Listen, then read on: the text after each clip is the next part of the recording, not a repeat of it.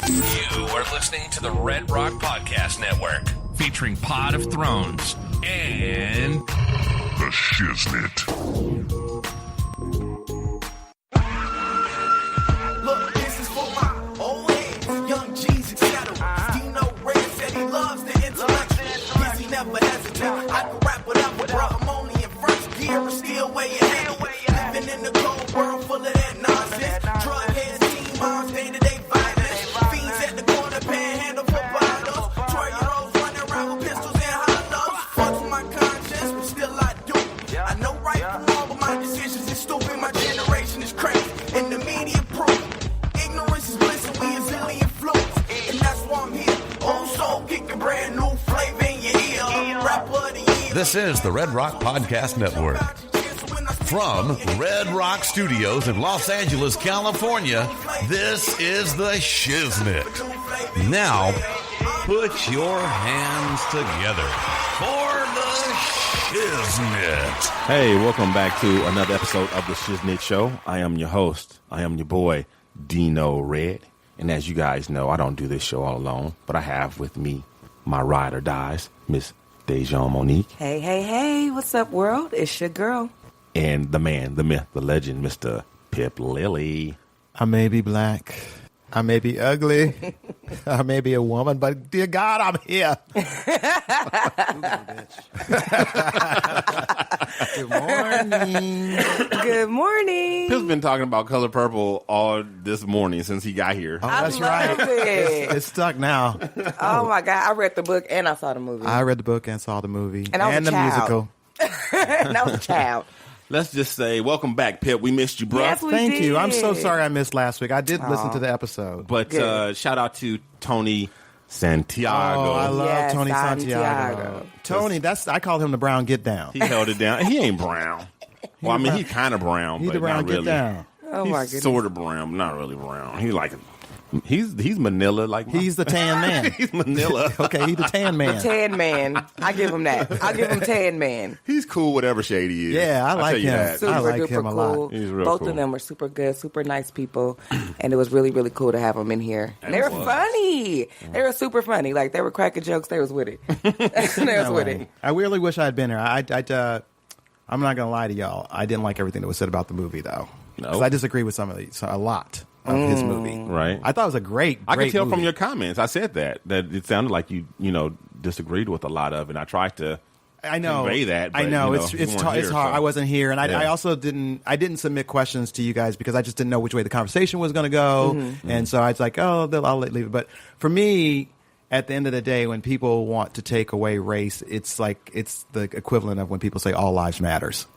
It's like, yes, you're correct. However, we're still having people understand that Black lives matters, and I do think that it is important right now that Black people be counted and We that said white that. people Yeah. be counted. We No, said that. no, I but said that. but there was also some talking about, like, oh, well, what does this do? And the government's not helping us. And I'm like, these numbers aren't just to help us. This Right. is statistical data that is important for us to know what's happening in our country. We can't ignore race yet because we haven't dealt with race. Right, yet. exactly. I agree with that. And that's that. I don't want to say too much about it because Mr. Steele's not here, and I don't dislike him. I really thought he did a great film.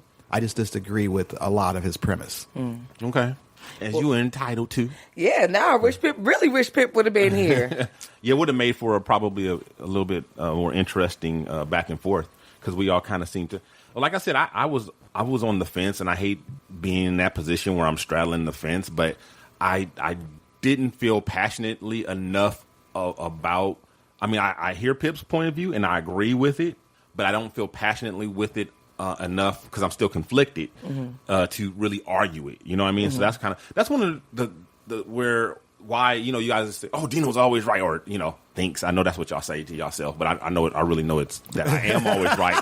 But y'all say the thinks in y'all mind in Thinks. parentheses and the little quotey fingers. No, I say it out loud. But it's because I don't argue about something unless I'm pretty sure about it. You know what I mean? It's like if I'm unsure or think that, or I might be wishy-washy, then I'm not going to argue. I'm going to state my case or how I feel or what I think about it, but I'm not going to be all in because I'm not I don't do that. Like that's just bullying. Yeah, I just like, why would you do that if it's something that you're not even? So if it's something I'm sure and passionate about, then I'll go all in. But other than that, that's why I'm always right, because I won't argue if I don't already know. Yeah. Well, that was my opinion on that documentary, and I can't wait for our listeners to actually get a chance to see the documentary, because don't get it twisted. It's excellent. It's a good. It really is excellent. But I just, something can be a good work of art. You don't have to agree with it. Yes, Right. and he made a very, very good point. The one thing that where I could completely agree was when he was talking about community, and when he was saying that it's a community issue. These are happening in black communities. These are happening in these communities where minorities are present. So when he started talking about that, then I could really understand where he was trying to go with this. Yeah. Like, it's a bigger problem, and it is with race. I Exactly. don't disagree with where he's coming from at all, and I'm all for individualism. I've been fighting my whole life for people to not see me only as the black guy, but I am the black guy, Right, in America. exactly. And I am the black woman, Let's not ignore that, because that is part of my day-to-day existence, and it's not just because it's in my mind. That's living in America, Right. And I think that to try to just ignore that is. But I'm not it's so gonna happen. sure. Not to get into this whole thing again, or whatever. We did the show already, but I'm not so sure Eli was like talking about let's just do away with race in general. I think that he was talking about more specifically these boxes on some of the things, like for instance, his enrolling his son into school. I don't think he was like saying like. We as a country are ready to just ignore race. I understand, but even with exist, that's statistical data. That's not to help your child. It's to count your child. And it's important that we know this data is not just like, oh, well, here's a poor school. It doesn't matter what race they are. Like, we need to know these numbers, because we need to find out how is it affecting different people, and are these policies that we have in America right now, which I think we all can agree are not working well. No, they aren't. I think we all agreed upon that. Yeah. But I don't think this data is the reason why the policies aren't working. The data supports our argument that this isn't working. Right, exactly. So you see all these black people, and they're not doing well, and they haven't done well for 20 years. What's wrong with the system? Exactly. Or brown kids, or whatever kids. So even though we've seen each other since Christmas, we Sorta. It was the Eli show, and we really didn't cover it or whatever. So I don't know. For some people, Christmas might seem like forever ago, but it was only a couple weeks ago. Yeah. So real quick, we wanted to talk. How was Christmas for everybody? My Christmas was good. My mom sent me some shoes, some Nikes. Thank you, Mom. They're so cute. It's a black. I don't even know what kind of Nikes they are. They're real cute. Okay. And I went to my friend's house on Thanksgiving, and we like kicked Curry it. goat.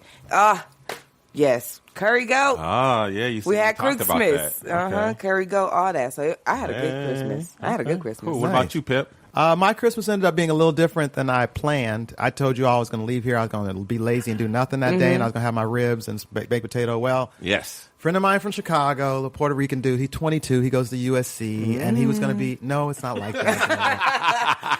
This boy, literally could be my son. Literally could be my son. I actually do have that sort of paternal aspect. Actually, I'm his Auntie Mame. Oh. Anyway, I talked to him. I don't know if he was in my head, and I called him like, "What you doing tomorrow?" And he's like, "This is Christmas Eve when I left you guys." And he said, "Oh well, I'll probably go for a walk." I'm like, he sounds so pitiful. I'm like, all right, you coming over to my house for dinner? And he goes, oh, terrific. And he said, maybe you can Google some vegan recipes. Ooh. And I'm like, oh, shit, this nigga vegan. Vegan. So I had to go back to the store and buy a whole bunch of shit. Yeah. That's a lot of work. And so I hear my day off. I was like, I'd already planned my menu. Mine was super easy to do. And I was like, I even told you on the air, like, oh, I'm going to throw the ribs in, slow cook them, throw them on the barbecue, blah, blah, blah, the baked potato, greens. I'm done to go. Bye. See you later. Now I'm on my feet chopping vegetables, making broths. I had to go buy vegetable broth because, and then I got to go. I had to buy some vegetable broth for my greens because I can't make my greens with any meats. And, damn. yeah, and I had to buy tofu and What? yeah. Oh my God. I made some black beans and rice. Your Christmas. Some plantains. No, it wasn't ended up being good, but I had to cook. just saying. I had You had to cook. really, really cook. I had to Yeah. really cook. I went from 3 dishes to 7 dishes. Ooh. And the only ones that were labor intensive were the ones I was making for him. But I did get to give somebody something on Christmas, which was that meal, and I got to share and have a family time with somebody that's not my immediate family. Wow, that was nice, Pip. That's really what Christmas is all that's about. really what So Christmas is all about. You Yeah. did it right. kids, So give it Christmas up was for, all right. for Pip. Wow. Then the nigga wanted to smoke me out of house and home. So That's what I'm talking about. I'm like, oh, well, no, weed is cut off now. You got to go. Aw. Well, my Christmas was, oh my God, my Christmas was a trip. Everything was going well, Christmas as usual for the most part. Yeah, I saw Diane had like 1,000 presents under the tree. Yeah, I was like, I want to come over and open some. Open up a gift. She had a great Christmas. She had lots of stuff. So, I told you guys we have Christmas over my sister's house. Oh, potluck. You did. Yeah, except not potluck because it's only 2 people bringing stuff. But yeah, so I get there and, first of all, we were real late, but that's a whole nother thing. Uh-oh. But it's Christmas as usual. And let me see, I should give you guys a little bit of backstory. My sister and my wife have a kind of rocky relationship. Mm-hmm. They frenemies. Yeah, not quite that strong. Not quite enemies or frenemies, but they just frenemies adjacent. They definitely bump heads. Yeah. They bump heads because in certain ways they're alike. They're both highly opinionated. Mm-hmm.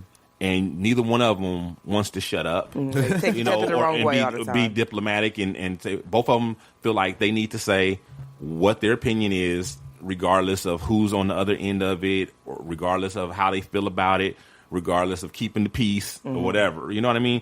And I say that they both have worked at keeping the peace, but there's been my niece and I have always been on edge whenever they get together, and we kind of try and run interference, and we're always kind of stressed because there's that potential for things to get out of hand. The tension. And, my wife and I, we've been doing this Christmas over there. We've going on this March. I don't know why I always forget how many years I've been married.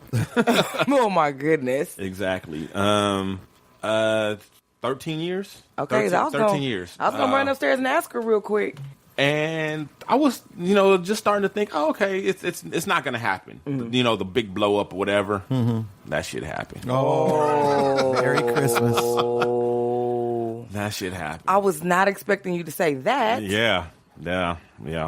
It did not go to violence, physical violence, but I felt like it could have. I physically had to jump in between them and separate them. And I think my sister's felt like she's been holding a lot of shit in over the years. And since it finally came out, she was able to it was like a volcano. It was just erupting and it was just flowing. And even like when it was dying down or whatever, and we finally separated them, we're in the other room and my dad came in. Oh my God, old people sometimes. Trying to play peacemaker and just made shit worse and ignited it all over again. Oh, no. He came in, started talking to my wife or whatever, and then my wife responded to him, and I'm like, Dad, this is not the time. It is too soon. It's too soon. We just got them apart. Don't worry, baby. She said you ugly, but I don't think you ugly. And so my dad comes in, and then while my wife is responding to my dad, my sister jumps up out the living room and comes back into the kitchen like for round 2. Oh, no. I know you ain't talking to my daddy like that. No, it wasn't like that because she wasn't talking to him crazy, but it was just the fact that she was just wound up, and he went and basically it was like she heard the fire wasn't out, and he went and came and threw some gasoline on the ashes, and it just ignited all over again. And I'm like, Dad, please just go sit down because this is not the time. This is not the time, if ever. If ever. So then we, and my niece was like, "What are you doing? Why are you doing this? Like, come on, like, Mom, like, she in there talking to her husband and grandfather. Just like leave them. Just let her. They're leaving. So we had to start packing up to go early. How long into the party? It was post dinner. It was post dinner. It was a while. Like we was probably getting close to winding down anyway, but we hadn't quite started, like I said, we hadn't even packed up our to-go plates yet. I hadn't started packing up my dishes and stuff. That's why you guys didn't get your stuff. You didn't get your cranberry sauce that I promised you because I left it there. I couldn't find it. It was time to go. I left like a whole thing of dirty rice behind that I could have been eating on or whatever. Me too, right now. Yeah, exactly. You know what this reminds me of? That scene in The Color Purple. I'm done. Where they're at the juke joint and Sophia getting ready to hit Squeak, and everybody's like, gotta go. Everybody they left. So it's bad. It's bad, and I don't think I don't think my sister realizes how bad it is, because my sister's one of those types that kind of like, okay, we did it, it's over, let's move on. Not my wife. Yeah. My wife is not a move on, Yeah. forget about it kind of person. She's been dwelling on it this whole last